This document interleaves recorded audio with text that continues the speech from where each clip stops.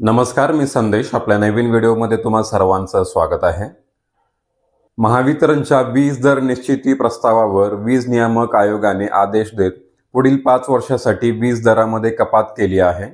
त्यानुसार 1 एप्रिल 2026 पासून 1 ते 100 युनिटपर्यंत वापर करणाऱ्या ग्राहकांना आता ₹7.31 ऐवजी ₹7.10 प्रति युनिट दराने वीज बिल येणार आहे. महावितरणच्या 5 वर्षाच्या वीज दर याचिकेवरती आयोगाने आदेश दिलेला आहे. त्यानुसार घरगुती, औद्योगिक, वाणिज्यिक ग्राहकांसाठी 2030 पर्यंत टप्प्याटप्प्याने वीज दर कमी केले जाणार आहेत. उद्योगांना व व्यावसायिक ग्राहकांना सकाळी 9 ते सायंकाळी 5 या कालावधीमध्ये वीज वापरासाठीची TOD सवलत सुरू राहणार आहे. एप्रिल ते सप्टेंबर महिन्यात 15% तर ऑक्टोबर ते मार्च महिन्यात 25% सवलत या ग्राहकांना मिळणार आहे. उत्पादनासाठीच्या महत्त्वाच्या पहिल्या पाळीत सवलतीच्या दराने वीज मिळेल.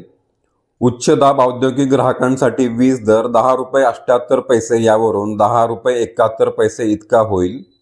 आता नेमकं घरगुती वीज ग्राहकांसाठी जुने आणि नवीन दर काय असणार आहे त्याबद्दल आपण माहिती पाहू.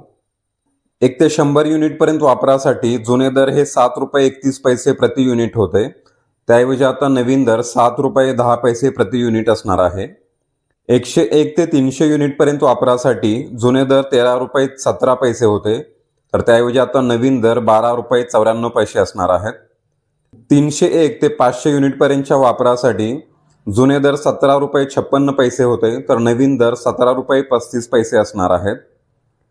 500 युनिटपेक्षा जास्त वापर असणाऱ्या ग्राहकांसाठी जुने दर ₹19.15 होते, तर त्यामध्ये फारसा बदल झालेला नाही. नवीन दर ₹19.14 असणार आहेत.